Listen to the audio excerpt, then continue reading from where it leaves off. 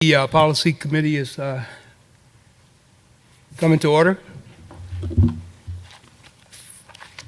First thing that we have to consider is on the agenda is number A, Mr. Jenko. Thank you, Mr. Chairman. Ms. Stilley, Board, good evening. Policy Adoption 1A, consider approval to adopt policy IDDFA, Special Education Advisory Council. This was is a council that is being recommended by legislative action. It was Act number 274 that goes into some detail by superintendent prior to January 1, 2020. Shall create a Special Education Advisory Council which shall provide advice and recommendations regarding special education policies, procedures, and resources. I am not going to insult your intelligence and read everything, but it goes into the makeup of the committee as far as the individual percentage of individuals that should be parents or legal guardians, teachers, principals, or paraprofessionals, and then a portion shall be membership other than special education stakeholders. Forethought has sent some information and recommendations to us, and that's what you have in front of you. The one thing that we somewhat disagree with Forethought is when you read Act number 274, it does not specifically say that the Special Education Advisory Council is subject to the policies and procedures of the board to where you'd have to have public notice and meeting minutes and so forth. So with that recommendation, we'd like to take out that very bottom section that starts with the Special Education Advisory Council shall meet at least 3 times during the school year. We'd like to keep that sentence, eliminate everything in between up until a written report shall be prepared by the Special Education Advisory Council and submitted to the superintendent in May of each year regarding its activities. Do you want to leave that sentence in there? So, yes, sir, we're going to keep that sentence in there, yes, sir. Everything in between those the first one and the last one, we'd like to get rid of.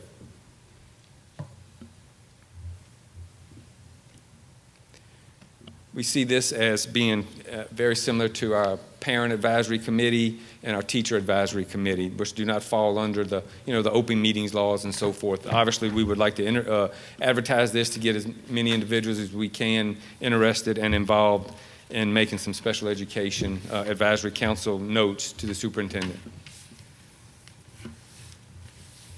Okay, I get a motion to adopt. Well, are you wanting to make an amendment first? Oh, that's right. Yeah. So we get a motion to amend it per the recommendation as of revised. Mr. Jenko. Wait, I'm sorry.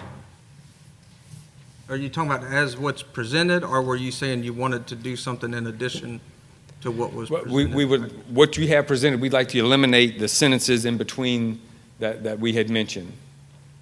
Okay. So can you restate what Yes, you sir. want us to strike That from what's second to bottom paragraph, we'd like to get rid of, we want to keep the first sentence. The Special Education Advisory Council shall meet at least 3 times during a school year. We'd like to keep the last sentence. A written report shall be prepared by the Special Education Advisory Council and submitted to the superintendent in May of each year regarding its activities. We'd like to delete everything in between there. Okay. Mr. Chairman, I would move that we amend the proposed policy to strike the sentences that are between the first and last sentences of the second to last paragraph. Second the amendment. Okay. The amendment has been made. And second. The public input. Public input. Okay, all right. Do we have public input on that? Well, the public input's on the policy, correct? It's behind there. So we need to just vote We on have the public input on amendment. that. Okay, gotcha. I knew we don't need a vote on the amendment. Okay.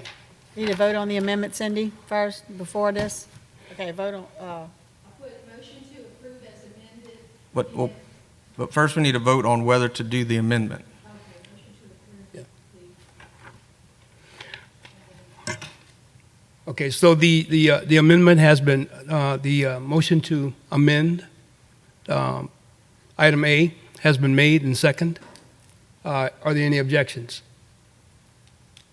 Okay, so, All right. And now, It is- Mr. Chairman, I would move to adopt the proposed policy as amended. And I'll second that. okay, so the policy has, the motion has been made to adopt the policy and accept it. Are there any objections? Now public out. Okay, Now. all right, before we adopt it, we've got public input from Ms. Broomfield. Mr. Moore, I don't think, did we call the roll for this? You got it, okay. Okay, thank you. I was so excited when I saw this on the agenda, super, super excited. This is an opportunity to really make a difference in the lives of our students with disabilities. I do have a concern about removing a bulk of that policy because removing the accountability portion with taking minutes and making recommendations makes it almost appear that that this advisory council has really no impact. So if it's just submitting a report, what does that mean? The inner workings of creating a committee and making the recommendations gives some validity to the members of this committee to feel as if they are making a difference and contributing to impactful changes for students with disabilities. And I would also hope that with this committee, that those students from the whole spectrum of disability, from the most significantly impaired to the most highest functioning students, their needs are being addressed, because oftentimes those students who are not have complex medical needs or significantly cognitively impaired fall through the cracks. And it's important that all the students that are defined through the school system as having a disability, that they're being addressed. And I will say that I would love to be a part of this committee. And I also spoke with Dr. Colleen Klein-Ezell this weekend, and she would like to be one of those special education stakeholders. She works at Southeastern. So that's important. And also, if anyone, a member of Lions Connected could be a part of that too. It's a program at Southeastern for students with disabilities. That would be great. But I just think it's important that those that are on this committee or council feel that they are actually contributing. So it's really important to me for that language to remain with making recommendations and such. Thank you. Okay, with that being said, it's time to take a vote on adopting item A. It has already been, the motion has already been made and second. So are there any objections? No objections, so the motion passes.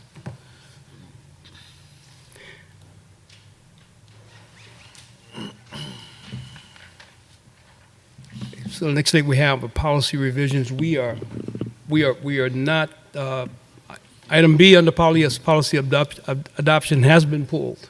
So we won't be considering that tonight. We're going to move on to policy revisions. And the first item is A. Dr. Hurst. Good evening, Board. We have policy revisions for A, consider approval of the revisions to policy E, B, B, B, school and student safety. Previously, if a student was reported to law enforcement for an alleged threat, that student was not allowed to return to school until he or she had a formal mental health evaluation.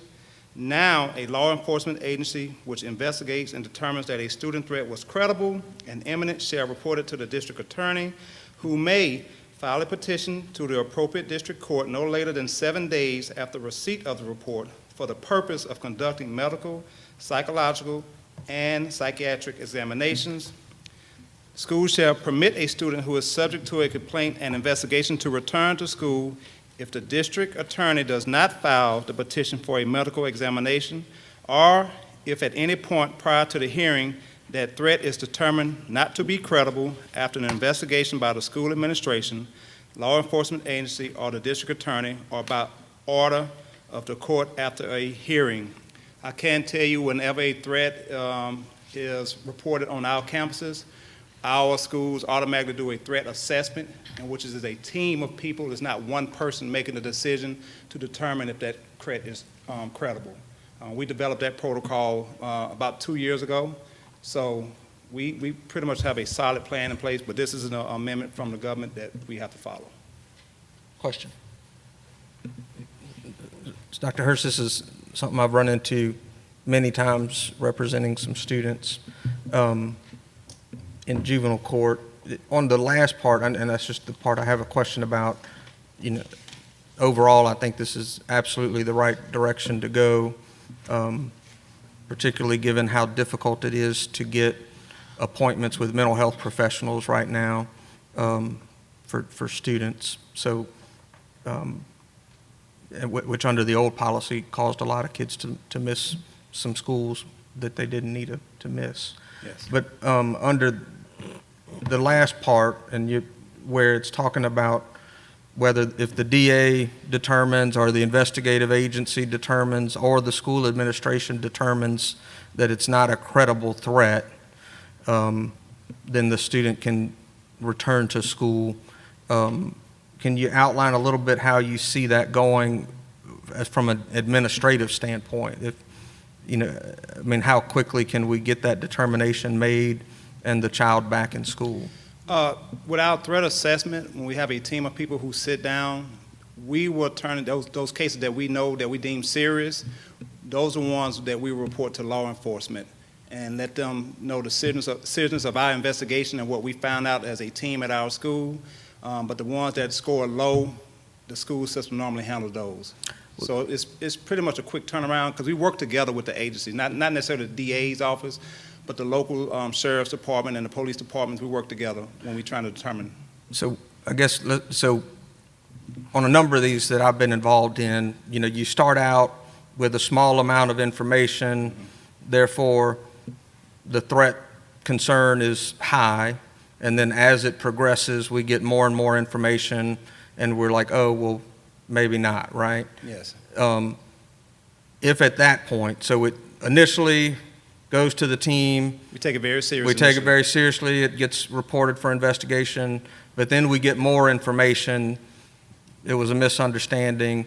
What do we do at that point to say, okay, let's get this kid back in school? We handle those cases differently, and we have a low, medium, and high threat. And for low occurrences, we have a set of protocols that we follow. Normally, the kid is allowed back to school, and medium depends on what the threat is. Right, but how does it get back to the team, I guess is what I'm asking, Doctor. Like, when the new information comes in, is it made available as part of that investigation? Oh, so how do we get back to this team that can say, oh, okay, initially we said this was a high threat, now we're changing our mind, well, let's get this kid back in school? The team is in constant contact with the sheriff's department, and then if they find additional information, they give that to us, and then they reassess the situation and then make a determination. Okay. So it's always going to be a team determination Yes. at the school system level? Yes, it used to be one person, like the principal or the assistant principal, but we wanted to make sure it was a team effort with all the experts. We have a counselor, we try to get a social worker, someone from the administration in the room to help make an informed decision.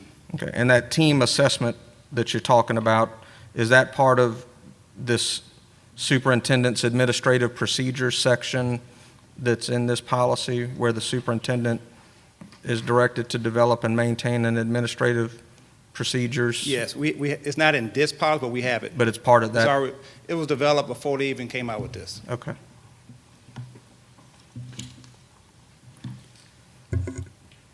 Okay, any other questions?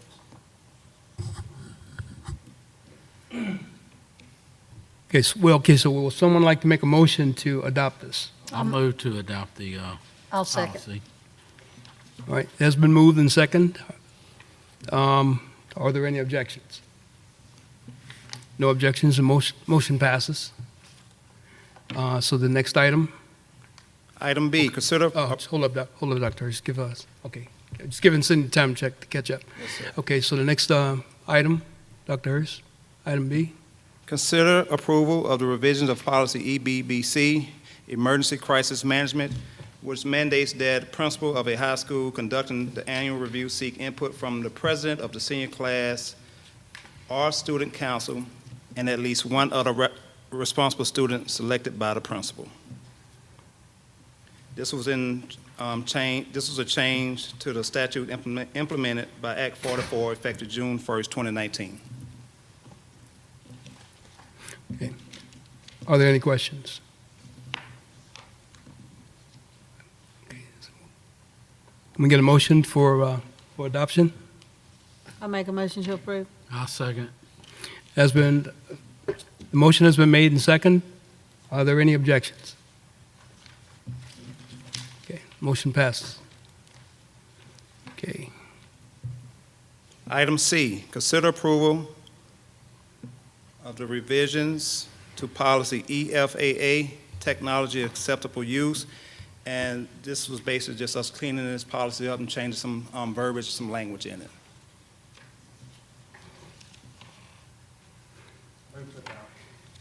Second. okay, it has been moved and second. Are there any objections? Okay, the motion passes. Dr. Hurst? D, consider approval of the revisions of policy IDDFB, service animals in schools, and this is just a recoding of the policy. The policy itself did not change. We're just changing the coding. Move to adopt the policy.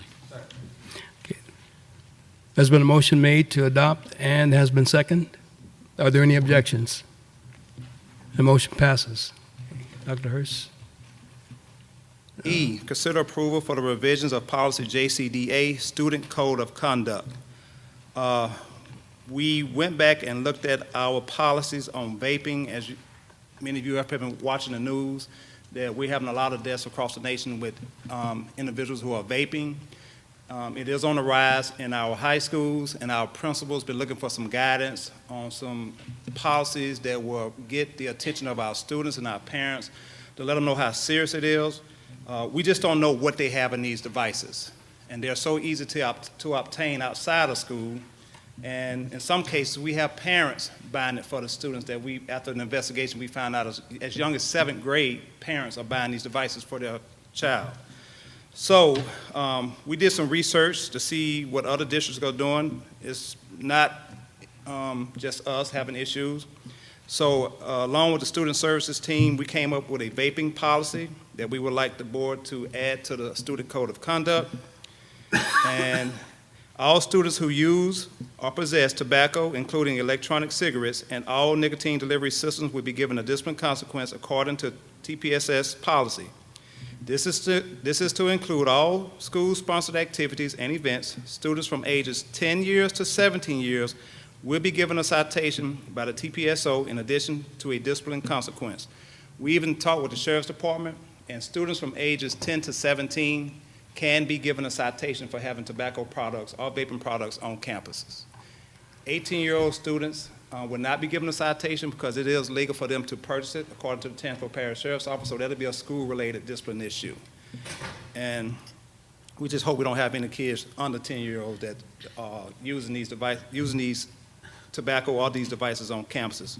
So what we have for elementary K through 5 grades, first occurrence, mandatory conference with parent, 2 days out of school, citation if they're ages 10 to 17, recommended counseling, mandatory referral to FENS, second occurrence, mandatory conference, 5 days out of school, if they're age 10 or higher, citation, mandatory counseling, follow through with the task and FENS and see what they're doing to help this family, and then on the third occurrence, mandatory meeting with student services, which is our department. I mean, that's when we bring the parents and the child in to see what's really going on, to see if we can stop this behavior before they get older. So that's what we're proposing for K through 5. For 6 through 12, where we've been having the biggest issue, mandatory conference for the first occurrence, mandatory conference with the parent, 3 days out of school, citation from ages 10 to 17, field test for banned substance by a school resource officer if available, recommended counseling, mandatory drug test within 24 hours at North Oaks Outpatient Clinic or Southeast Community Health. If test is negative, student may return at the end of the suspension, which would be 3 days. If the test is positive, the student will be recommended for removal to task and referred to FENS and drug court.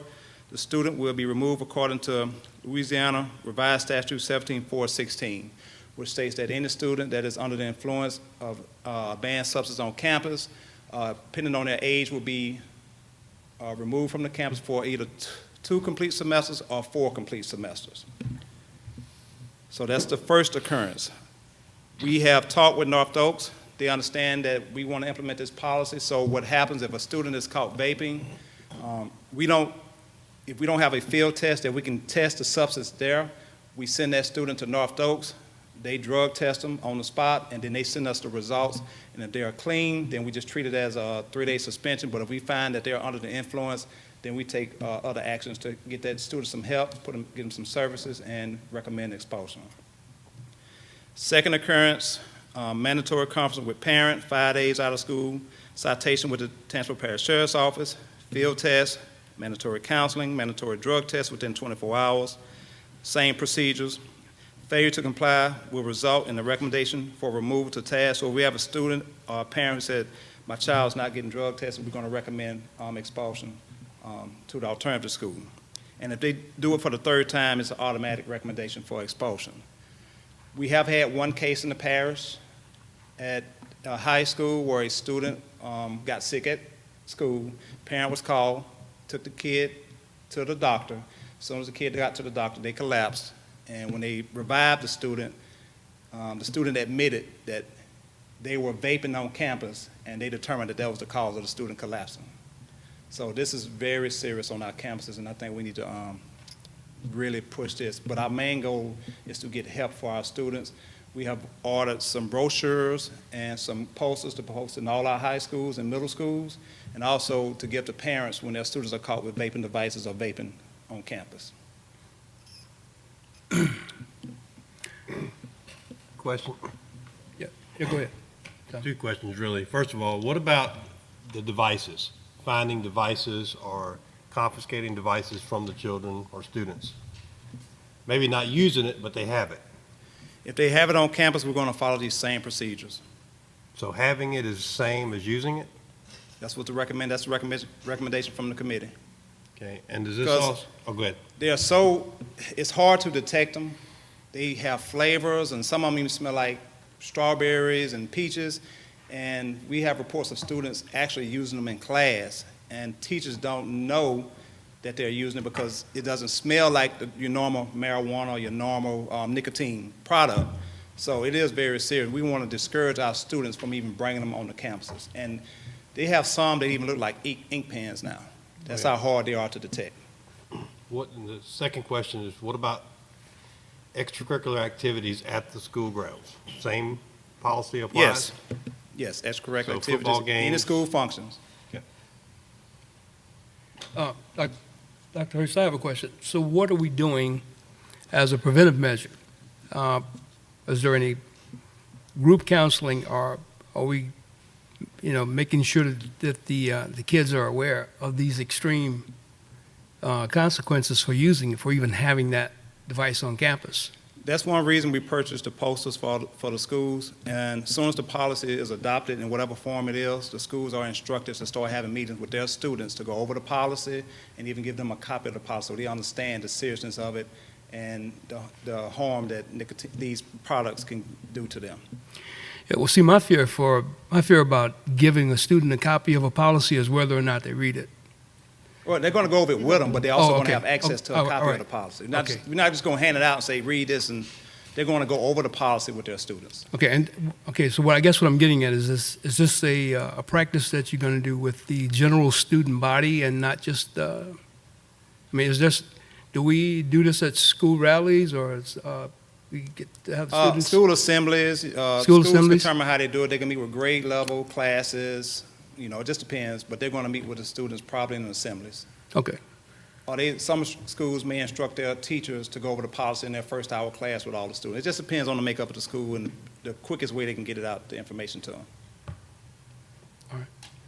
My concern is getting it to the parents, because a lot of the parents, and I know a particular situation where one child, a parent had stuff in the child's book sack. And the child had to go through all kind of hoops because the parent had put the paraphernalia in his book sack. We have cases like that, not just with vaping devices, other. Right. But after a thorough investigation, if that's what the school determines, then they make a decision based off of that. Okay. Question. Okay, any Are more we questions? gonna make them sign something? I know my children have to sign things that they received it, just to make sure that they've gotten it. Parents can sign it too at home. And Janice concerns that, if we send that home and I have to sign it, my daughter has to sign it, my son has to sign it, then I'll send it back. I'm not saying we do that, I'm just asking a question. That's an option. We don't always get a good return rate when we send stuff home from Right. parents, but we definitely go utilize social media, website, phone messages to all calls to parents, let them know that this is a new policy and where it's located at. This will affect a lot of students, this policy, because this is a lot bigger than a lot of us realize. And a lot of parents are under the impression that this is a safe alternative to everything out there. And the parents not only allow it, but can, openly condone it. So this is going to be a big policy. Yes. Yeah, and like I said, once again, my basic concern is just making sure that everybody is aware. I mean, you could have 12 kids sitting in a room, and 5 of them won't be paying attention. Yeah, we're going to do our due diligence to make sure Yeah. everyone is aware, but I guarantee you, when someone is caught, they go say they didn't know. You think? I had some other questions. Dr. Hirsch, other than the vaping provisions, there's a couple of other changes in this policy that I wanted to ask you about.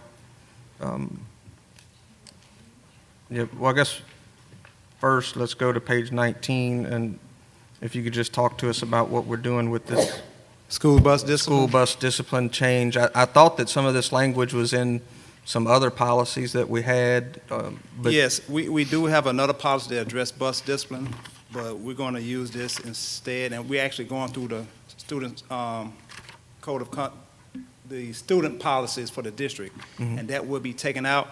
But I revised the school bus discipline policy and added it to this because the principals and administrators are always asking, where is the policy on bus discipline? Instead of going to look for that actual policy, I wanted to add it to the student code of conduct so they'll know exactly where it's at. it's just a placement issue.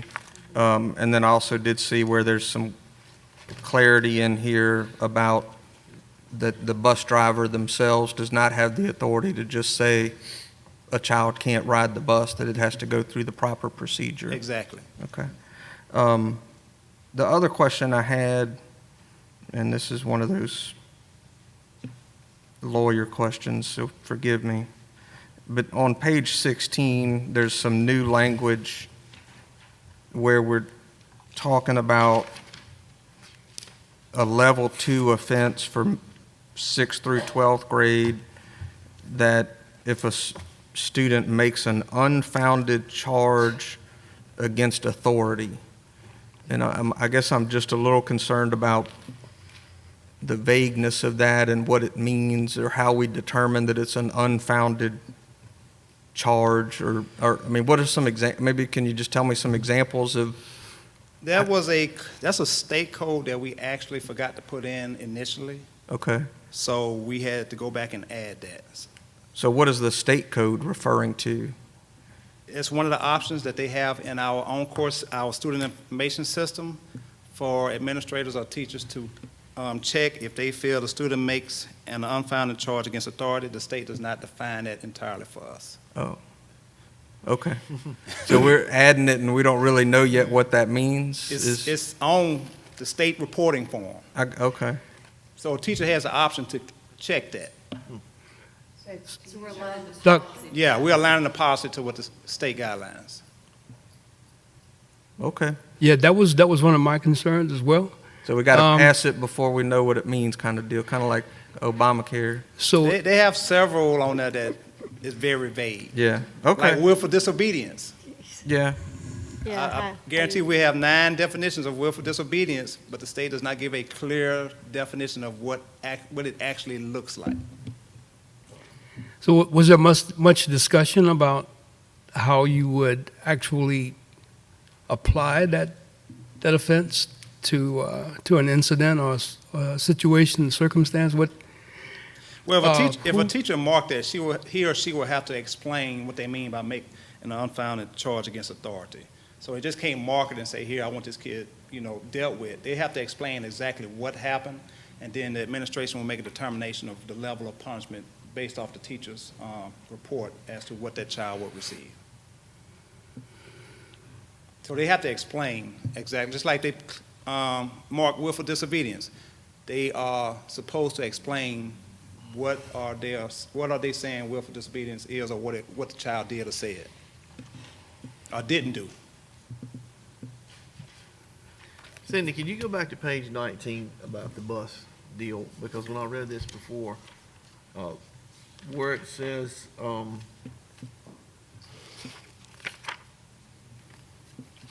one that says Dr. Hurst, but not like the third bullet, may warrant more severe consequences that could include, but not limited to, suspension. I'm still kind of hung up on this vaping thing for the first time, that, I don't know, I just don't think that having this thing changed and giving it to them and going over it, and I guess I'm just leery because I know how schools are, I know how busy they are, I know how, it's football season, it's homecoming, it's holidays. I'm just want to make sure that they're sitting down and we got this vaping thing, it's separate now. Here's what's going to happen to you. Okay. I'm just, because I have kids in school now. I don't think they vape, but you never know what happens in a school, Parsons High School, and they Never got know. 2,000 kids. Yeah. And I'm not with them every day. I will ensure that our Could we word that something like the first offense, but not limited to, could include 3 days? What if it's a kid and they just, want to give them 2 days or 1 day? Is that 3 days is, I know it's a lot, but I don't know. Well, I think that when you do that, you get into this, you put yourself in a position where somebody can claim unfairness because their child got 1 day and your child got 3. So I think by making it basic and leaving it at that, we actually protect ourselves and we keep from running into that issue. I know it's happened. and the hope is when they see this, it will discourage. But I'm looking at the K to 5 is 2 days, and why is it less severe than That's our younger population. a 6th grader? Shouldn't And it be more severe for the younger kids? We find with our younger population that they can't walk into a store and buy that. And a lot of times it does happen when they get it out their parents' purse and bring it to school. But the school is going to actually investigate and see what actually happened with the K to 5 population. But principals, at first we didn't have a K to 5 stipulation. But principals were saying, hey, I had a kid the other day with a vaping device on my campus. We just need something in writing to follow to make sure that we're staying in compliance. But the main thing with our younger students, we want to get them to help and really call the parents to the table to see what is going on. Why is a kid in K through 5 walking around with a vaping device or a pack of cigarettes at school? So Dr. Hurst, on this thing where it says first occurrence and it lists 5 things, are we doing all 5 of those things? Yes. On the first occurrence? Okay. Would it be possible, or I guess, to do some sort of phased-in program that for until December of 2019, first occurrence will include a mandatory conference with a parent and a recommendation to counseling, but not necessarily an automatic out-of-school suspension?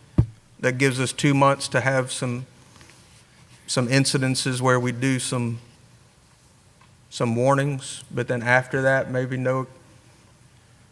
I would recommend not, but yeah, we're going to do whatever is the will of the board. Are they being suspended now? Right now, we're just treating it as tobacco, where they get 2 days in school suspension. But if they suspect marijuana or they smell marijuana, then they go through the process of students having banned substances on campus. Yes. And just one, parents always in any of these cases have an appeal process. So if they feel like, there were extenuating circumstances or something different other than the norm going on, that they have that process in place to appeal. Are you saying that tobacco use is a 2-day in-school suspension right now? I'm sorry, that was our old policy, but the new policy, I gotta see what it says for tobacco, but it's not as harsh as this because we know what the cigarettes are. The problem is, we don't know what's in these vaping devices because they buy them at the store, Right. then they go to the internet or their friends and put a concoction in it, and it's very harmful to them. So that's why we've been a little bit more stringent on vaping devices. Just another note, one of the reasons why we wanted to include this in the student code of conduct is this is part of our discipline that we will be revisiting all year, end of the year. We've made a commitment to get feedback from our administrators to see what's working, what's not working, what do we need to adjust. And so I don't think approving this today it's not in stone forever, but it's a process to get us started. And then we're going to be reevaluating and getting feedback from our disciplinarians and principals and teachers to see, get their input on if they think it's too stringent or it needs to be more or whatever. So, And we have gotten input from principals, high school level particularly, the administrative teams, and they've been begging for this policy for 2 weeks, waiting for it to be approved. One last question. Ms. Cindy, if you could go back to page, well, you're on 18, maybe the top of it, where it talks about the vaping right there. It says, all students who possess tobacco, including electronic cigarettes and all nicotine delivery systems. Is that inclusive enough to include the small portable pen-like devices that some kids look at candy? They put like the strawberry, different flavors in it, and it's not nicotine. It's, some would say that it's not an electronic cigarette. Some would say that it's a candy flavored. It's still vaping. No matter how you look at it, the liquid is heated up and it's vaped. But does that sentence there, does that specify that nicotine delivery system?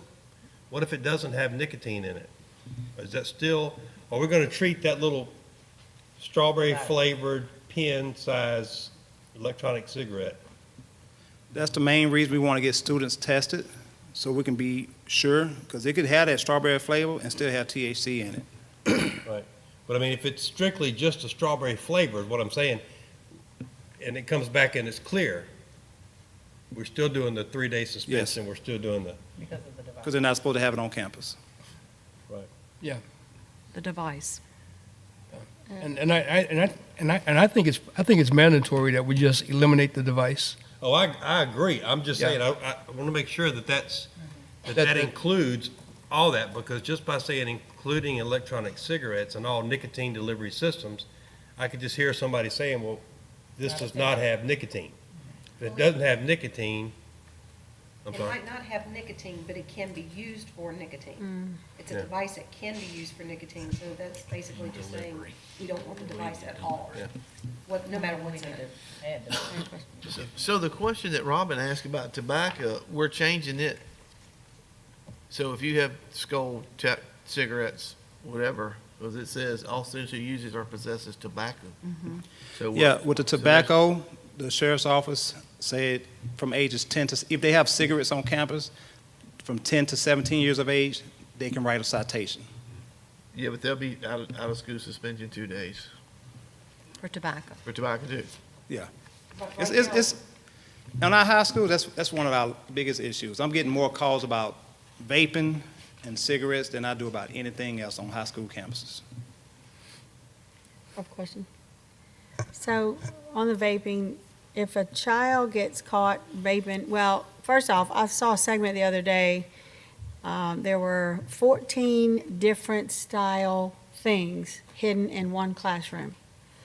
And they called in individually principals, administrators, one at a time, teachers, parents, to see if they could find the vaping things. And they found 4 or 5 out of the 14. They were so well hidden, and it was things you would have never thought of were vaping. Even a part of the strap on your book sack had a thing hanging off of it that was actually a vaping thing. So it was very prevalent. But my question is, if we catch a child that's vaping at school and they have marijuana and according to this, they're gonna go to task, do they 45-day earn their way back, or they're out of school the rest of the year? Are we doing this by case thing, or what, when they get to task, what happens? What we do with drugs and weapons, which is mandated by the state, if a child is 16 and younger, 16 to 10, I believe, it's automatic 2 complete semesters, state law. If they're 15 and younger, if they're 16 and older, it's automatic 4 complete semesters. So we give them the state mandated punishment. However, we do have a conversation with the parent that there is a second chance if the child go to task, do everything that they are supposed to do, get in drug court, do random drug tests, and it has been cases because it gives the superintendent the power to revise that punishment if the student is doing everything that we've asked them to do. Well, yeah, because if you lose a kid for 3 semesters or 4 semesters, they're not coming back. But that's They're state in law. high school, you've lost Yeah. that child. And and as long as I've been with Ms. Stiller, she's never been a fan of that, but how we follow state guidelines, but we always reassess a student at a certain time to see how well they're doing, and with the new School, procedures at yeah. TAS, I think we're going to be okay with that. Okay, my other question was, there are 2 things you've stricken. I'm just curious as to why we've taken out, I forgot what page, it's on page 16, inappropriate horseplay, fighting, slapping, boxing. Why are we taking that out? It was a recommendation from the committee. They had a concern about that. One principal had recommended we put that in there, but after it went through the committee, they said, no, we don't need to put that in there. That's not an issue in our campus. So they recommended that we take it out when we talk to student services, the committee. I mean, if they're slap boxing each other, Well, that's not inappropriate? If it's serious enough, then they'll write it up as, participate in altercations. And what about the other one, having inappropriate, engaging in sexual acts or contact? Why were we taking that out? I mean, we definitely don't want people to be having sexual acts on our campuses, so I don't get that. That's page 17. I see it. I got to figure why they made that recommendation, but I believe it was somewhere else. I forgot why they did that. But I had to double check on that. I mean, I'm just saying that. Yeah, I'm obscene sorry, behavior. Yeah, right. Yeah, that's what it was. If you look up top, obscene behavior or possession of obscene pornographic material. So Looks we're like- including obscene behaviors, No. engaging in sexual acts, This same falls thing? into this Yeah. category, but they're just using this space. We wasn't trying to endorse it, trust Well, I'm me. just saying, I knew it was a reason they wanted to take out, because it was It's doubling everywhere. up. Yeah, that would definitely Okay. qualify as obscene behavior. all right. Okay. That's it. Any other questions? All right, so can we get a motion? I'll make that motion. I'll second. Okay, the motion has been made and second. Any objections? No objections, motion passes. Item F, consider approval of the revisions to policy JCDAE, student use of electronic devices. We just revised this policy for some clarity, and we have one addition on page 1. In the blue, schools whose grade levels range from kindergarten to 8th grade are not should be between are and allowed, are not allowed to use technology devices on campus unless Make- during a lesson when the teacher has it outlined in their lesson plan. I'll make the just so we can get it in the proper posture, I'll make the motion to amend the proposed policy revision to add the word "not allowed" to that sentence. I'll second. Okay. Motion has been made and second. Are there any objections? Okay, the motion passes. You can present the rest of the policy. Yes, and for the violations, the principals just wanted us to clarify, because when they explain this to parents, to be able to let the parents know the particulars, like when a cell phone is taken, it's not including weekends and holidays. Those days don't count as the 5 days. Pre-K through 5th grade shall be suspended in school up to 2 days, or out of school suspension up to 1 day, or any combination of the two at the discretion of the administration. 6th through 12th grade shall be suspended in school up to 3 days or out of school suspension up to 1 day, or any combination of the two at the discretion of the administrator. So they just want us to clear up the language so when they explain it to parents, they understand.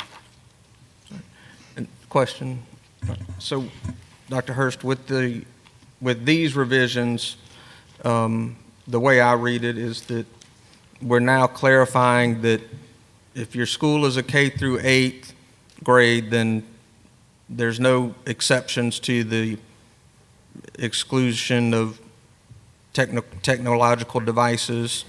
But if you're in the high school category, our general policy is still to exclude them, but the high school principal still has the ability to apply for that, Yes, to have kind of a special policy for their campus, like we've done in the past. yes, high school principals can adopt a technology policy for their campus. But with the superintendent's approval. They have to Yes. submit it to the superintendent can approve that, and then they would have a different Yes. policy. Because But in the that, past, our high school principals have asked for that, right, and, we've allowed that but we're not going to allow for K through 8. for K through 8 to do that. No. Okay. Okay, are there any other questions? Any other concerns? I think you have to- Okay. On the Ms. Sandra? guardian, has to pay $25, that's the fine? Yes, ma'am. And who gets the $25? Schools use it for their PBIS programs, They use, what's that? use it for their positive behavior intervention and support programs. So I'll move to adopt as amended. Second. Okay, so it has been moved and second to adopt this policy as amended. Are there any objections? No objection, motion passes. G, consider approval of the revisions of policy JGCF, Behavioral Health Services. It included their definitions for applied behavior analysis provider. So this is a revision to the policy we already have in place. Okay. Question. Any discussion? I have a question. So Dr. Hurst, this is one that we've gone over quite a bit over the last few years. I mean, can you just break it down for me what this revision actually does in reality? I know, last year we had like a whole list of possible people and they had to go through all these hoops and hurdles. What is this one doing? Prior to this revision, ABA therapy, which is applied behavior analysis providers, were not considered by definition as mental health providers. So, they typically lobbied to get included in allowing schools, making schools to let them get access to the students. However,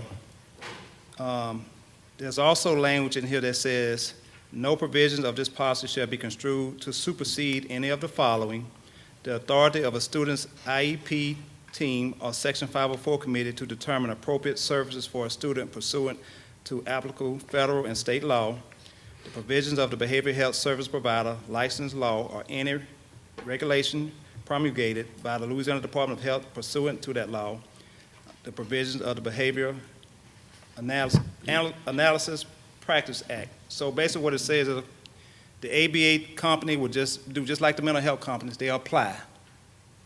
We review the application. If they meet all the qualifications, then they will get approved to come into our schools based off of our guidelines. And if the student is SPED or 504, which is a lot of what the ABA therapists deal with, they will have to go to the SPED department to see if those services are already being provided. And if they are, then they won't be allowed to see that student. Which those are the procedures that are in place Yes, now. we already have those in place. So, but by adding these behavioral analysis providers to this policy, we're not taking away any of the other No. types of providers that have been allowed in the past. And that's what I want to make sure No, of, is we're that not. we're adding an additional category of people who can provide services. We're not making it more difficult for these services to be provided to these students? Just adding, not making it more difficult. The process is still the same. Okay. So, Dr. Hurst, are we adding additional personnel? No, this is for outside agencies. Okay, all right. Okay. Did Ms. Any- Brumfield put in a request to talk about this? I did not because I couldn't get through all the policies quick enough to prepare. Had I known it was specifically applied behavior analysis, I totally would have known that. Do you have you read this yet? I have not. Okay, well, it's going to go to the full board before final passage, so, I have 15 minutes. no, but it's not tonight, it's next, No. it's the next agenda. So just let you know if you read it and let me know. And just for Hurst. clarity, at first, it only said in the beginning, only mental health agencies. So now it's saying now ABA therapists get the same. Yes, that's, additional, is the way I read it too. that's pretty much what it's saying. And was this this was a recommendation by Forethought, Forethought? yeah. Forethought, who helps us to align with state law and stuff, is one of the recommendations that they have for us to include. This one was just a big deal last year. It was.